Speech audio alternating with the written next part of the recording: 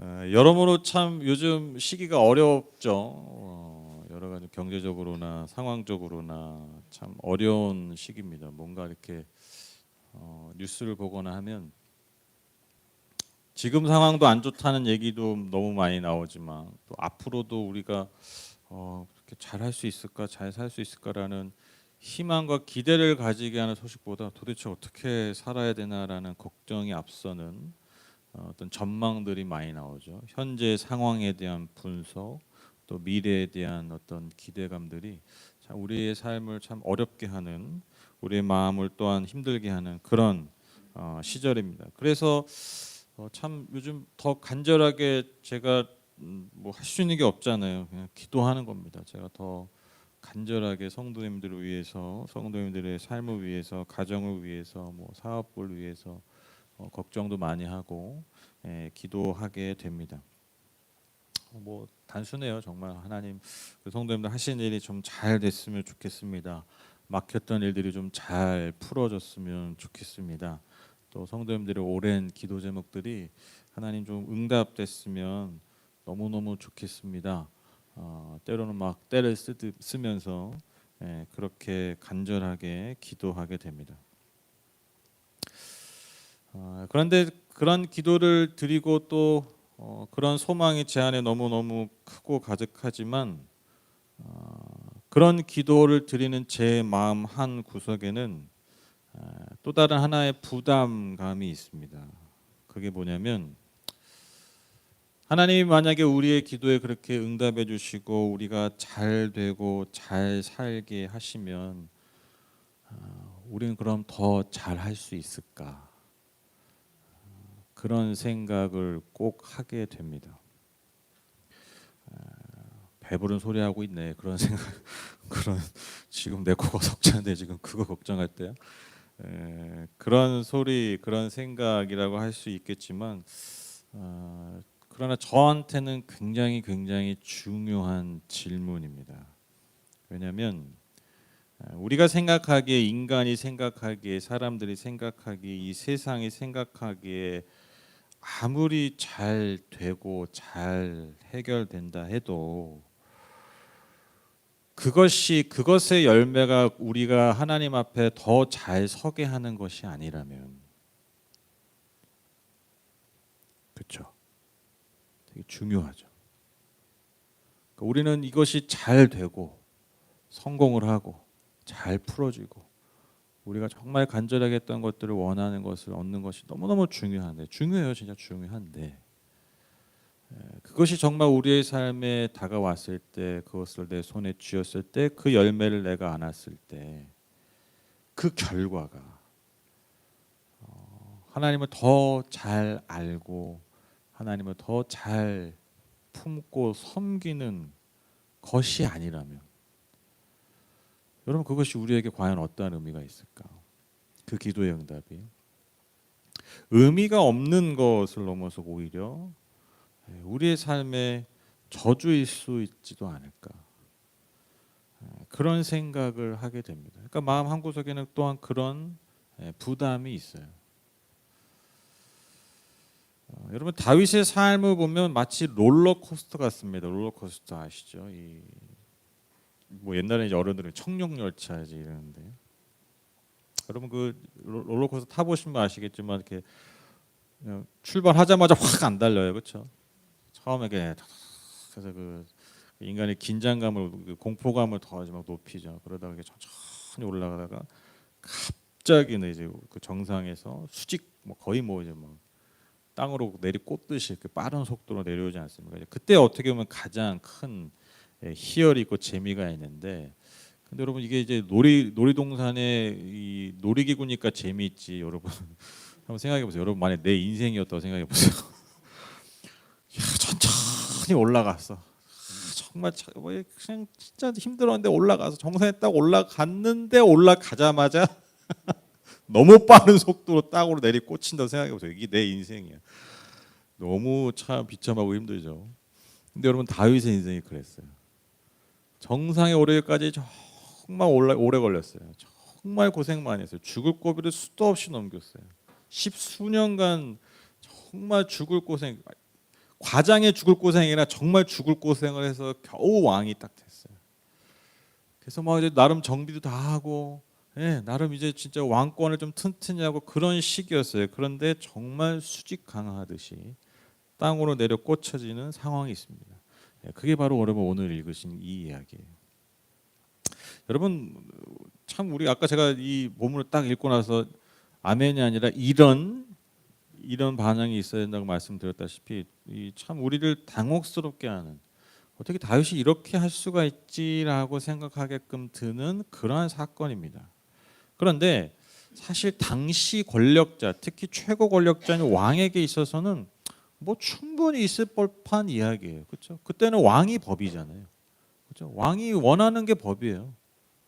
왕이 여자를 취하고 싶으면 충분히 취할 수 있어요. 물론 성경 율법에 비춰보면 있을 수 없지만 당시의 왕에게 있어서는 충분히 가능한 일이에요. 근데 중요한 게 뭐예요? 이것이 하나님의 뜻에, 하나님의 마음에 합하지 않았다라는 것이죠. 암몬 족속과의 전쟁이 한창일 때 다윗은요, 이제 뭐 좀 누리는 거예요. 이제 왕이 나 출정할 때가 되는데 왕이 출전한 것이 아니라 누굴 보냅니까? 군사장관인 요압을 보냅니다. 그 자기는 예루살렘에서 쉬고 있어요. 마치 이렇게 좀 열심히 일하시다가 좀 장사 잘 돼가지고 이제 매니저한테 맡기고 골프 치러 다니는 약간 그런 사장 느낌이죠. 그런 가게는 반드시 문제들이 생기더라고요. 제가 그런 식당 우리 동네에 하나 있거든요. 제가 그걸 알고 나서 제가 그 사장님이 골프 등산복 입고 다니고 이러면 이제 이상한 거야.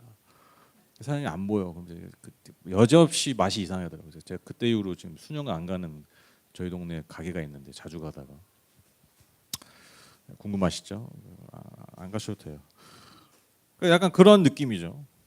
어느 날 이제 전쟁 중에 이제 쉬고 있는데 옥상을 거닐다가 아래를 보니까 아름다운 여인이 뭐 하고 있는 거예요? 목욕하고 있는 거예요. 그거 누구인지 알아보게 합니다. 왜 알아봐요? 이상한 놈이죠. 알아보고 나서 누군지 알아내고 우리아의 자기의 신하죠. 이 장군이 우리아의 아내 바세바라는 걸 알게 돼요. 근데 그 여인을 데려오게 됩니다. 그리고 정을 통하였다라고 얘기하죠. 당시 바세바의 상태가 어땠냐면 성경에 보면 정결한 상태였다. 이게 뭐냐면 여러분 이 월경하는 상태는 부정한 상태예요. 레위기 율법에 의하면. 그러니까 부정함이 씻었다. 그러니까 지금 여인의 상태가 어땠냐면 지금 가임기였다는 거예요. 가임기. 그 얘기를 하고 있는 거예요. 얼마 뒤에 이제 바세바가 자신이 임신한 사실을 다윗에게 알립니다. 다윗이 어떻게 반응합니까? 머리가 빨리빨리 돌아요. 햇사람 우리아를 갑자기 왕궁으로 불러냅니다. 그리고 치하하면서 칭찬하면서 집에 가서 쉬라고 얘기합니다. 휴가 주는 거예요, 갑자기. 근데 여러분 우리아가요 진짜 멋있는 사람이에요. 햇사람이라고 그러잖아요. 그러니까 히브리 사람이 아니에요. 이방인이에요. 용병 같은 사람이에요. 근데 너무나 다윗에게 충성한 이 장군이었어요. 얼마나 충직한 신하였는지 집에 가라고 했는데 집에 가지 않고 성전에서 그냥 성 근처에서 자는 거예요. 그냥. 길바닥에서 자는 거예요. 왜 그렇게 했냐 물어보니까 아니 지금 전쟁터에 언약궤, 그러니까 언약궤 들고 나갔단 말이야. 하나님의 그 임재의 상징. 언약궤 지금 하나님도 지금 노숙하고 계시고, 지금 우리 상관의 요압장 그리고 지금 왕의 신하들이 다 지금 이 길거리에서 노숙하고 천막 치고 자고 있는데 제가 어찌 집에 가서 쉬면서 제 아내와 잠자리를 할 수 있겠습니까? 그럴 수 없습니다. 이때 회개했어야 돼요. 이때 자신의 죄도 돌이키고 이 충직하고 이 귀한 신하를 지켰어야죠. 그런데 어떻게 합니까? 이제 아주 그냥 왕궁에서 잔치를 벌여줘. 그래서 술을 그냥 더 먹입니다. 그래서 이제 취기에 실수하게 하려고. 대단한 사람이에요, 우리야. 그럼에도 불구하고 집으로 가지 않고 똑같이 성에 머물게 됩니다. 이에 다윗이 회개하지 않고 뭐 합니까? 더 끔찍한 일을 저지르죠.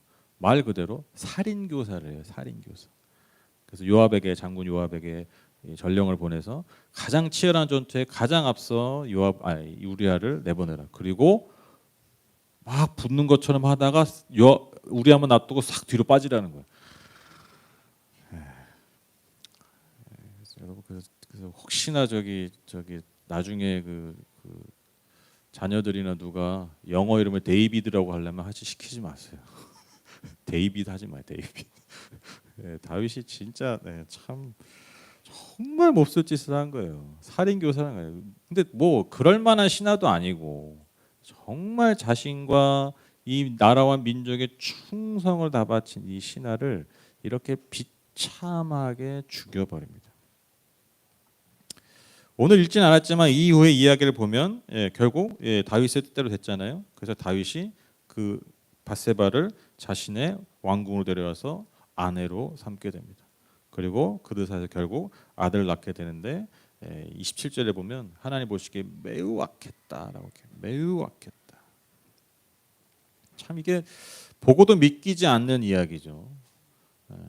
정말 우리 청소년부에서는 감히 성경 설교 본문을 할 수 없을 법한 그런 이야기예요. 보고 보도 들어도 믿기지 않는 이야기. 왜 그렇습니까? 바로 이 이야기의 주인공이 다윗이기 때문입니다. 다윗. 어쩌다 이런 일을 벌이게 됐을까? 어쩌다 이 지경이 됐을까? 여러분 어쩌다 이 지경이 됐을까요? 저는 크게 세 가지 이유가 있다고 생각해요. 첫 번째로 꼭 기억하십시오. 모든 인간은 이럴 가능성이 있습니다. 모든 인간. 제가 지금 다윗을 막 좀 이렇게 내리깔고 험하는데 여러분 저도 조건만 갖춰주면 누구나 이럴 수 있어요. 그러니까 모든 인간의 현실입니다. 그러니까 다윗 누군가 나쁜 놈의 이야기가 아니라 여러분 성경의 모든 이야기는 사실 우리의 이야기예요. 나의 이야기예요. 그러니까 이런 거 다윗을 욕할 게 아니라 이걸 보면서 무슨 생각을 해야 되는 거예요? 나도 이럴 수 있다. 왜? 우리도 똑같은 인간이기 때문입니다. 그리고 또 왜 다윗이 그렇게 됐을까? 이 다윗이 영적으로나 정신적으로 매우 나태해져 있던 상황이었다는 거예요. 왜? 무언가를 성취했기 때문이죠. 무언가 안정감을 누렸기 때문에. 그러니까 왕이 출전할 때라고 했잖아요. 성경 1절에 보면. 그런데 그때 왕이 출전하는 게 아니라 누가 나가는 거예요? 요압 장군을 내보내고 자기는 예루살렘성에서 쉬고 있는 거예요. 왜? 이룰 만한 건 다 이뤘거든요. 이제 왕권이 안정이 됐어요. 그러니까 물론 이제 이런 전쟁들은 늘 있었어요. 고대 사회에서 국경에서는 이런 데 늘 전쟁이 있어요. 근데 이제 그런 맡기고 그러니까 외주 주고 신한테 맡기고 매니저한테 맡기고 나는 골프 치러 다니는 거예요. 여행이나 다니는 거예요. 여러분 당시 왕에게 있어서 가장 큰 어떤 책무 중에 하나가 뭐냐면 바로 외부의 적으로부터 자기의 국경을 지키고 또한 그 영토로 계속해서 확장해 나가는 거예요. 그런데 그 책임 있는 그 다윗이 그 책임을 지는 것이 아니라 이제는 요압에게 맡겨버리고 자신은 자기가 쌓아온 자기가 이룬 성취를 그냥 누리는 데 만족했다라는 겁니다. 이러한 영적인 나태함 때문에 결국 사고를 치게 되는 것이죠. 마지막입니다. 여러분 다윗이 왜 이런 일을 벌였느냐? 바로 그 안에 자리잡고 있었던 탐욕 때문입니다. 탐욕. 자신의 성적인 욕망을 취하기 위해서 채우기 위해서 여러분 가장 충직한 신하의 부인을 취하게 됩니다. 여러분 죄가 언제 저질러집니까? 결국 나의 욕망을 끊임없이 채우려 할 때 우리가 죄를 저지르게 되는 거죠. 우리가 상상하지도 못한 죄는 언제 짓느냐? 바로 그 탐욕의 노예가 될 때 저지르게 된다는 거예요. 여러분 성경은요 탐욕, 그러니까 욕심을 부리는 걸요 굉장히 큰 죄로 여겨요. 여러분 그 성경에 보면 이렇게 막 죄의 목록을 막 언급하는 경우들이 있잖아요. 뭐 하고 뭐 하지 뭐. 근데 보면 항상 있는 게 뭐냐면 탐욕이에요. 탐욕. 여러분 성경의 탐욕을 매우 경계합니다. 왜 그렇습니까? 탐욕이야말로 우리의 삶을 파괴하는 가장 강한 힘이 있기 때문이에요. 결국 우리의 삶을 망가뜨리기 때문에. 여러분 제가 그 어떤 유명한 분의 말을 했잖아요. 성공하고 싶으면 미쳐야 되고. 좀 이 말 너무 진리 같아요. 그분이 유명한 강사인데 그분이 자기를 이제 멘토 삼아서 자기의 삶, 자기에게 보통 조언을 구하는 사람한테 항상 이렇게 얘기하는데 학생들이나 사람들한테 성공하고 싶으면 미치고 미쳐야 되고 행복하고 싶으면 감사해라. 그러니까 선택을 해라 이거예요. 나 그냥 행복하게 그러니까 막 성공도 하고 막 행복하고 그게 쉽지가 않다라는 거예요. 정말 성공하면 되면 내가 그거 하고자 하는 일이 정말 미쳐버려야 되고 정말 내가 행복하게 하고 싶다 그러면 감사해야 된다. 감사. 근데 여러분 탐욕이 뭐예요? 절대로 만족하지 않는 상태잖아요. 그러니까 만족하지 않는다는 건요, 감사하지 않는 거예요. 끊임없이 무언가를 나의 삶에 채우려고 하는 그런 내 내적 상태예요. 그러니까 여러분 늘 탐욕을 부린다는 거냐, 하나님 우리에게 주신 어떤 많은 것들, 우리가 누리는 많은 것들에 눈을 돌리기보다 내게 없는 것들, 내게 부족한 것들, 그리고 내가 가지고 싶은 것들에만 내 눈과 마음과 삶을 집중하게 만드는 거예요. 이게 탐욕의 힘입니다. 그러니까 우리의 삶을 망가뜨리는 여러분 지름길이라는 거예요. 저는 특히나 이 현대 사회에서 이 탐욕을요, 우리가 정말 잘 깨어서 다스려야 되는 영역이라고 생각합니다. 왜냐? 여러분 현대 사회는 어떤 시대가 돼 버렸냐면, 여러분 진짜 여러분 눈치채셨나 모르겠는데 내가 원하는 것을 하는 게 선이 돼 버린 사회가 돼 버렸어요. 아시죠? 옛날에는요, 옛날도 아니야, 몇십 년 전만 해도 공공선이라는 게 있었어요. 공공선. 그러니까 좀 가치관이 다르고 뭐가 다르도 그래도 이걸 이뤄야 이게 모두에게 좋은 거야, 이게 선한 거야, 이런 게 있었어요. 도덕적 가치가 살아있어요. 근데 여러분 요즘 어느 시대냐면 내가 원하고 내가 하고 싶은 일을 하는 게 선이 돼버렸어요. 장려하는 수준이 아니에요. 내가 하고자 하는 걸 하는 거, 네가 원하는 거래, 네가 하고 싶은 거래, 그게 좋은 거야, 그게 선이야. 광고도 막 그러잖아요. 멘토라고 하는 사람 나와서 하는 얘기가 그거잖아요. 멘토 진짜 재밌어요, 그분들. 아무런 책임도 안 지면서 다른 사람 삶에 대해서 하고 싶은 말 하는 거예요. 듣기 좋은 말 하는 거예요. 얼마나 무서운 사회인지 몰라요.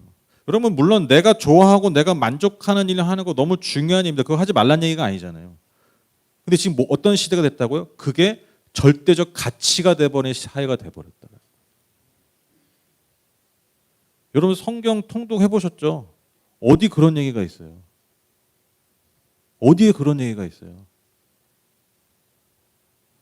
하나님 우리를 너무너무 사랑하시고 하나님 너무너무 귀하게 가치 있게 지으셨고 하지만 여러분 우리 안에 선한 게 없잖아요. 내 안에서 나오는 게 여러분 어때 절대 선이 될 수 있겠어요? 하나님 우리에게 내려주시는 것이 선이지.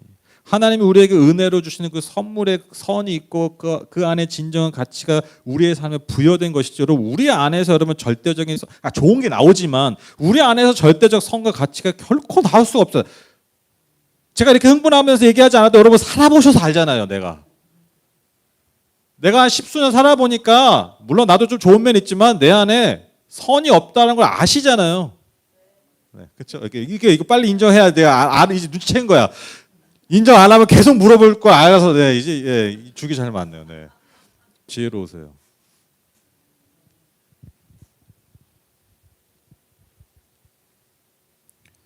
여러분 좋아하는 일 만족하냐 하시는 거 중요합니다. 여러분 꼭 기억하십시오. 그것이 우리의 선이 아니에요. 그것이 우리가 추구해야 될 궁극적 가치가 아니라는 거예요. 여러분 또 왜 탐욕이 죄냐면 인간의 탐욕은요, 그것을 채우기 위해서 무언가를 새롭게 만들어서 채우는 게 아니라 반드시 누군가의 것을 가져와서 채워줄 수 있기 때문에. 이해되시죠? 여러분 이 세상은요 정해져 있어요. 값이. 내가 많이 얻었잖아요. 그럼 뭐가 된 거예요? 누군가는 덜 적게 먹은 거예요. 그렇죠? 더 새로운 걸 만든 게 아니에요. 항상 이 법칙이에요. 세상의 값은 고정값이 있어요. 파이가 정해져 있어요. 내가 많이 가져왔다는 거는 누군가 덜 가져온 거예요. 제가 배달하면서 많이 하잖아요. 여러분 어떻게 생각할지 모르지만 너무 많이 하면요 좀 미안해요. 왜? 내가 누구 주문시켜가지고 내가 그거 잡은 거 아니잖아요. 정해져 있어요. 내가 나온 사람 중에 내가 더 많이 한 거예요. 그럼 누군가는 어떻게 한 거예요? 누군 못 한 거예요. 막 예를 들면 뭐 되게 잡고 싶은 게 있었어. 근데 못 잡았어요. 짜증 나죠. 근데 그 마음 어떻게 다스리냐면 누가 필요한 사람이 가져갔겠지. 그렇게 생각해요. 내가 끊임없이 여러분 무언가를 채우려고 한다는 건요, 그것을 정말 채웠다면 여러분 꼭 기억하셔야 돼요. 내가 누군가의 것을 더 가져온 거예요.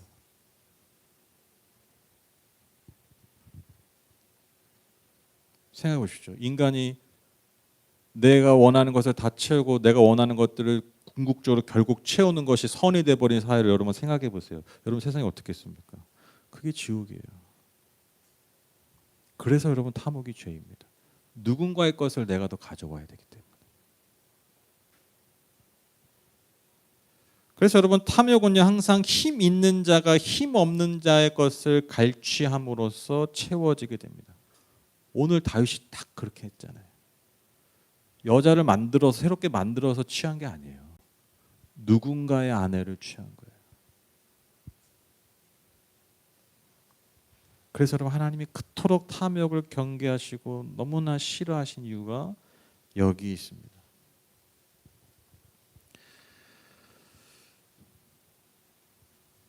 에베소서 5장 3절에 보시면 음행이나 온갖 더러운 행위나 탐욕은 그 이름조차도 여러분의 입에 담지 마십시오. 그렇게 하는 것이 성도에게 합당합니다. 그래서 저는 오늘 이 다윗의 모습을 보면서 과연 우리가 말하는 복이 무언가, 복이라는 게 뭔가, 복이라는 거 정말 나를 좋게 하는 건데, 나를 행복하게 하는 건데, 나를 더 나아지게 하고 나를 만족하게 하는 건데 과연 복이 진짜 무엇인가 다시 한번 생각해 보게 됩니다. 여러분 복 그냥 너무 단순하게 얘기하면 그냥 내가 잘 되고 내가 편안해지고 내가 나아지는 거잖아요. 근데 여러분 꼭 기억하셔야 돼요. 꼭 한번 생각해 보셔야 돼요. 과연 내가 그냥 말 그대로 잘 되고 내가 편안해지는 게 진짜 그것이 나에게 복인가? 여러분 하나님의 한국에 이 나라에 정말 여러분 얼마나 많은 복을 주셨습니까? 그렇죠? 여러분 아시죠? 요즘 여러분 그 우리나라 맨날 우리나라 살기 힘들다 그러잖아요. 여러분 요즘 그 돌아다니는 영상 그거 되게 많아요. 해외 그 소위 말하는 그 선진국이 그 서양 사람들이 우리나라 여행 와가지고 다 놀라 자빠지더라고요. 너무 살기가 좋다는 거예요. 대중교통도 너무 좋고, 너무 길거리 깨끗하고, 너무 사람들 친절하고. 여러분 전 세계에서 여러분 카페 자리 맡으면서 여러분 핸드폰 놓고 가는 나라 우리나라밖에 없는 거 아세요? 네. 노트북 놔두고 뭐 수백만 원짜리 노트북 놔두고 우리나라밖에 없어요.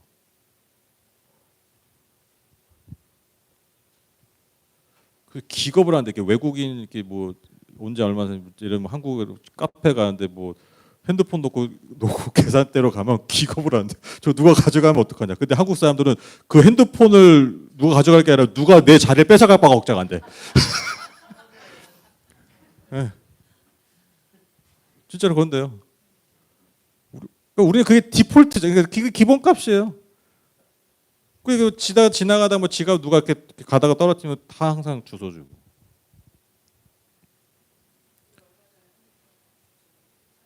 네. 해외에서는 상상도 할 수 없는 일이에요. 그냥 잃어버린 거예요. 그냥 끝난 거예요. 그냥.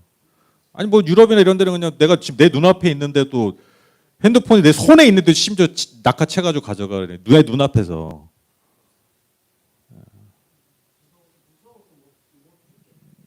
네, 네. 아니, 그래도 다 결국 인간은 죽습니다.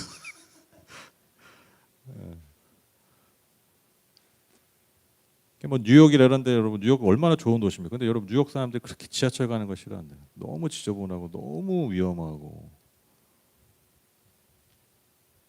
너무 살기 좋은 나라라고 그래요 해외 사람. 근데 우리나라는 다 죽겠다 그러잖아요. 너무 살기 힘든 나라라고 그러잖아요. 한국이 얼마나 우리에게 복을 주셨어요. 부러워하는 나라가 됐어요 진짜로. 실제로 정말 우리가 소위 말해 선진국이라 불렀던 서양 사람들이 한국에 와서 정말 좋은 나라다, 살기 너무 좋은 나라다, 의료도 너무 잘 돼 있고 여러 가지로 시스템적으로 잘 되고 그런 나라가 됐어요. 여러분 한국계 또 하나에 얼마나 많은 복을 주셨습니까? 한국계 얼마나 많은 복을 주셨어요. 정말 여러분 동네마다 큰 어떤 좋은 건물 여러분 한국계 아닙니까? 한국교회가 복을 받았다는 건 누구에게 복을 주셨다는 거예요? 한국 성도들에게 복을 주셨다는 거잖아요. 여러분 그거 어떻게 합니까? 여러분이 하셨던 기도들을 생각해 보시면 돼요. 내가 예수 한 3, 40년 믿었다. 여러분이 2, 30년 전에 기도했던 거나 지금 기도 제목 한번 비교해 보세요. 거기서 나오는 거예요 답이. 우리의 삶이 얼마나 나아졌는가. 진짜 옛날에는 우리 기도가 생존의 기도였잖아요. 생존의 기도. 예전과 비교할 수 없이 우리가요 잘 됐어요. 예전과 비교할 수 없이 우리가요 사실 편안해졌어요. 환경이나 조건들이. 자, 제가 이 설교 서두에 던졌던 그 질문, 그걸 한번 우리가 다시 던져보시죠. 우리가 예전과 비교할 수 없이 잘 되고 편안해지고 좋아졌는데 우리는 더 하나님을 더 잘 섬기고 있습니까?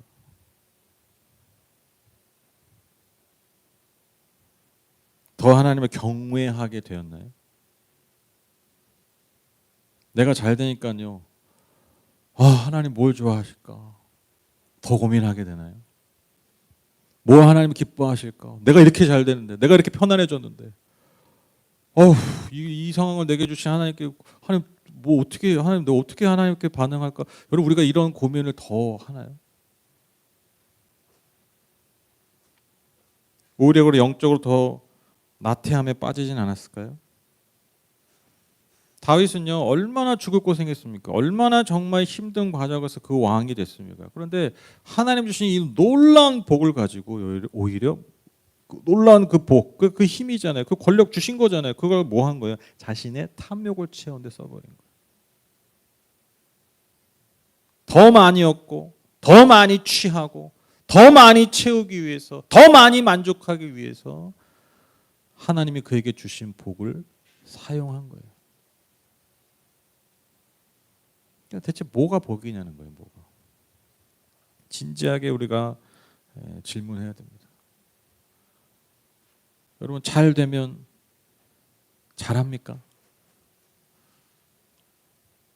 너무너무 저는 중요한 질문이라고 생각해요. 잘 되면 잘하나? 여러분 우리가 코로나 때 온라인 예배 드렸잖아요. 그렇죠? 처음에는 이제 불가피한 선택이 이제 모일 수가 없으니까 온라인 예배 드렸는데 이제 이게 너무 편한 거야. 그렇죠? 편하잖아요. 그냥 뭐 내가 내 방에 앉아가지고 뭐 옷을 갈아입을 필요도 없어. 그래서 양심상 이빨은 닦아. 주일날 그래도 이빨에 세수를 좀 하고 예배 드리 얼마나 편해요. 편한 게 나쁜 게 아니잖아요. 근데 여러분 편하면 예배 더 잘 드리나요? 희한하지 않으세요? 그렇죠. 희한하죠. 너무나 편리하게 예배 드릴 수 있는 상황이 우리에게 주어졌는데 우리가 말 그대로 그 상황에서 예배하냐는 거예요. 예배. 상투적으로 쓰는 예배 말고 진정한 의미의 예배를 정말 드리는가.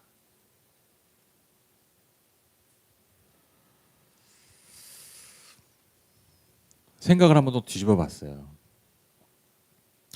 잘 되면 잘할까라는 생각을 해보니까 생각을 한번 뒤집어 보게 되더라고요. 그러면 반대로 잘 안 되면 우리가 잘 안 합니까? 우리 잘 안 되면 잘 안 되는 것 같으면 여러분 우리가 잘 안 하나요?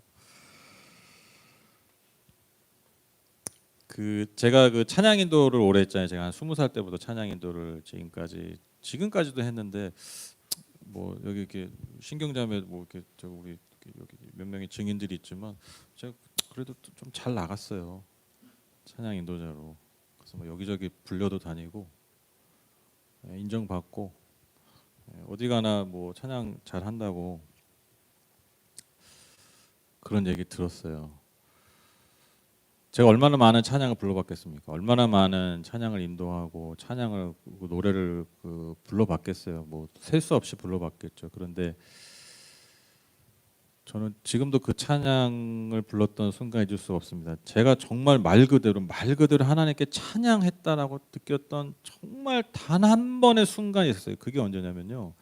제가 예전에 우리 청년들이랑 교회 그때 순복 온누리 교회 때 청년들이랑 수련회를 1박 2일 토요일날 갔다 왔어요. 그래서 토요일날 가서 1박 2일 갔다 와서 주일날 와가지고 오후에 와가지고 주일날 예배를 이렇게 드렸었어요. 근데 제가 그때 수련회 때 감기가 심하게 들었어요. 감기가 심하게 들어가지고 막 몸살이랑 뭐 다 온 거예요. 근데 이제 뭐 어쩔 수 없죠. 막 해서 다 마치고 와서 이제 예배 드리는데 주일날 와서 예배를 드리는데요 목소리가 안 나오는 거예요. 목소리. 그 정도. 그러니까 진짜 이렇게 설교 이렇게 했었어요.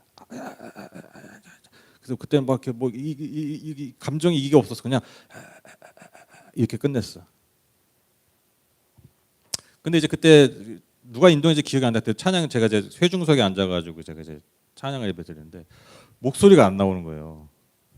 근데 찬양을 하는데 조금만 음이 높아지면 삑사가 나는 거야. 그럼 그 목이 완전히 뭐 다친 상태고 망가진 상태니까요. 그런데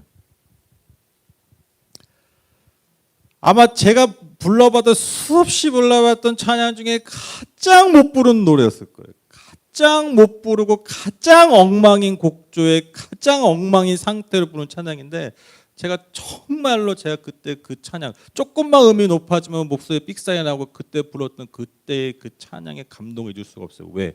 그때 진짜 하나님 찬양하는 것 같았어요. 왜? 내가 하나님 앞에 뭔가 드리고 자랑할 게 아무것도 없는 거예요. 내가 뭔가 나 자신을 드러내고 내가 가지고 있는 뭐 하나 정말 아무것도 너무나 하찮고 오히려 그냥 입을 닫고 있는 게 하나님 앞에 영광이 될 정도 정말 엉망인 그 소리였는데 제가 그럼에도 불구하고 그냥 계속 찬양을 하더라고요. 근데 그때 그 찬양이 정말 제가 처음으로 내가 정말 내 영혼이 하나님을 찬양, 하나님 높이고 있구나. 왜? 내가 지금 너무 형편없기 때문에. 내가 너무 지금 부끄럽기 때문에 내 목소리가. 그때 설교도 그냥 이러고 끝냈다고 했잖아요. 근데 그때 설교도 제가 가장 내가 너무 은혜됐어. 전 그때 그 내용도 기억이 나요.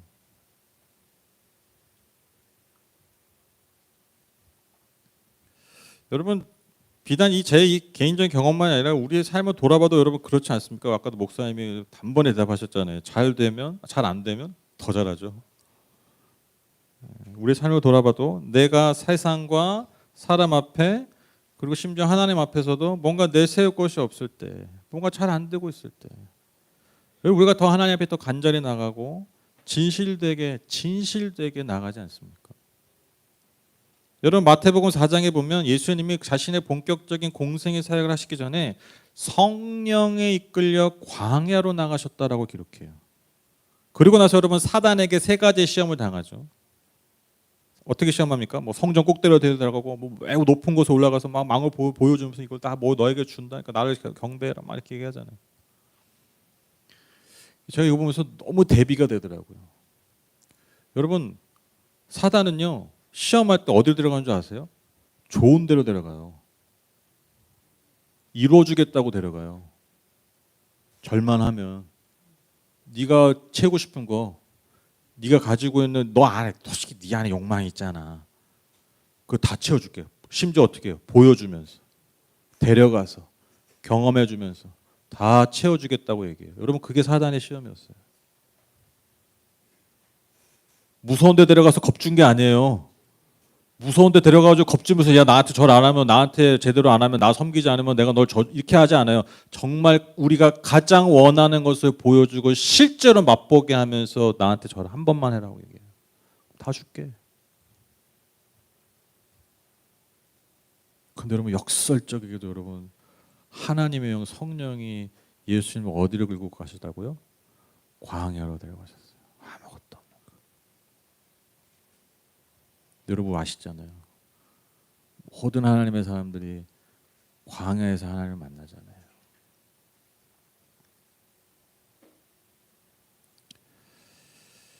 여러분 다시 말씀드립니다. 솔직히 인정하게 되더라고요. 잘 된다고 잘하는 게 아니더라고요. 근데 반대로 잘 안 된다고 잘 안 하는 것도 아닙니다. 우리의 마음의 중심이 어디 있는가? 우리의 마음의 중심이 정말 어디를 향해 있는가? 저는 하나님 늘 하나님 관심 가지고 계시는 건 그거라고 생각해요. 우리가 잘 되고 안 되는 건 사실 크게 중요한 게 아니에요. 사실 그게 크게 중요한 게 아니에요. 내가 잘 되든 잘 안 되든 내 마음의 중심이 어디를 향하고 있는가? 여러분 하나님은 항상 이걸 보고 계십니다. 내 관심은 항상 잘 되냐 안 되냐 있죠. 인간은 다 그래요. 근데 진짜 중요한 건 거기에 없습니다. 여러분의 마음, 저의 마음, 우리의 마음의 중심이 어디에 있습니까? 결론을 맺겠습니다. 우리가 지난 수년간 겪었던 여러분 코로나 기억하시죠? 여러분 그 코로나가 어떻게 생겼습니까? 전 세계를 멈춰버렸잖아요. 정말 말 그대로 멈춰버렸잖아요. 그게 어떻게 생겼습니까? 많은 전문가들이 얘기하잖아요. 간단하게 얘기하면 그거예요. 인간의 탐욕의 결과라고 그러잖아요. 그렇죠? 인간이 끊임없이 편리함을 추구하고, 인간이 끊임없이 효율을 추구하고, 인간이 끊임없이 자기 만족을 추구하다 보니까 자연의 영역까지 넘어가서 그 자연이 우리에게 경고를 보낸 거잖아요. 그게 코로나잖아요. 그게 그 바이러스잖아요. 여러분 요즘 제일 관심사가 뭐예요? AI잖아요, AI. 제가 뭐 비대면 이런 건 절대로 성공 못할 건데 제가 AI는 성공할 거라고 말씀드렸잖아요. 왜 그래요? 제가 말씀드렸죠. 인간의 본성이 어디 있냐? 이게 핵심이에요. 여러분 AI가 왜 등장하겠어요? 인간의 끝없는 본성이 뭐예요? 서 있으면 앉고 싶고, 앉아 있으면 눕고 싶고, 누워 있으면 깨지마 계속 잘 거야. 이게 인간이잖아요. AI가 그런 거예요. 우리의 모든 불편함들을 다 외주줘 버리는 거예요. 기계 효율성, 극도의 효율성에 맡겨버리는 거예요. 이게 안 될 수가 없어요. 인간은 늘 그렇게 가요. 늘 가는 거야. 그건 정해져 있어요. 근데 여러분, 와, 너무 좋을 것 같아. 너무 기대돼요? 여러분 AI 막 얘기 듣고 막 그 영상 보고 뭐 뉴스 보고 막 와, 진짜 너무 살기 좋아졌다. 막 우리 애들 야 너무 좋겠다. 막 너무 행복해요? 막 기대돼요? 다 무슨 얘기하고 있어요? 두려워하고 있잖아요.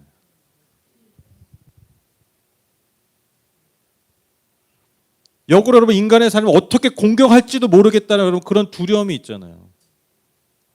지금 벌써 서양 어디에서 몇몇 나라에서는요 벌써 그 법으로 어느 정도 그 발전에 대한 규제를 얘기하고 있어요. 인간보다 더 뛰어난 수준까지 이를 수도 있다는. 그러면 이제 인간이 그 AI의 지배를 받을 수도 있다. 이게 정말 공상과학 영화가 얘기가 아니라 실제로 전문가들에게 나온 얘기예요. 왜 얘네가 어디까지 발전할지 왜냐면 AI가 스스로 발전하거든. 그런 얘기 있어요. 스스로 학습하고 배워가면서 이게 나중에 그 인간을 그 인간이 이제 조종하는 거예요. 예, 그 영화에 나오는 그런 상황들이 실제로 그 진짜 공상과학 영화가 아니라.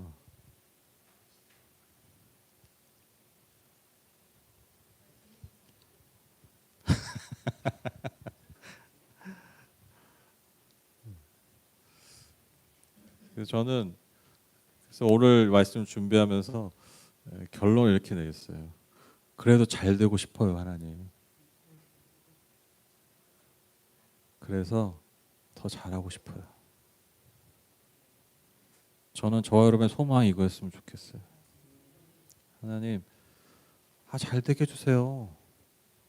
응답해 주세요. 그날은 제가 잊지 않을게요. 나의 잘됨이 더 나의 만족과 욕망, 나를 더 채우는 것이 아니라 내 마음의 중심이 주님께 향해 있어서 잘된 나를 통해서 주님이 더 기뻐하셨으면 좋겠어요. 나의 삶에 그렇게 반응했으면 좋겠어요. 여러분 이게 우리의 정말 더 간절한 소망이 되셨으면 좋겠어요.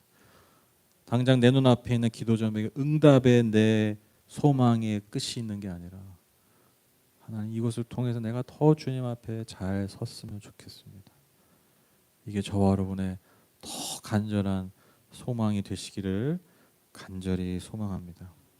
시편 119편 36, 37절입니다. 내 마음을 주의 증거들에게 향하게 하시고 탐욕으로 향하지 말게 하소서.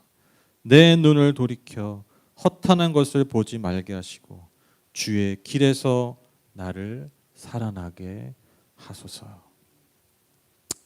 이 기도가 이 간구가 저와 여러분의 평생의 간구 되셔서 잘 돼서 잘하는, 잘 되면 더 잘하는 저와 여러분 다 되시기를 주님의 이름으로 축복합니다. 네, 기도하겠습니다.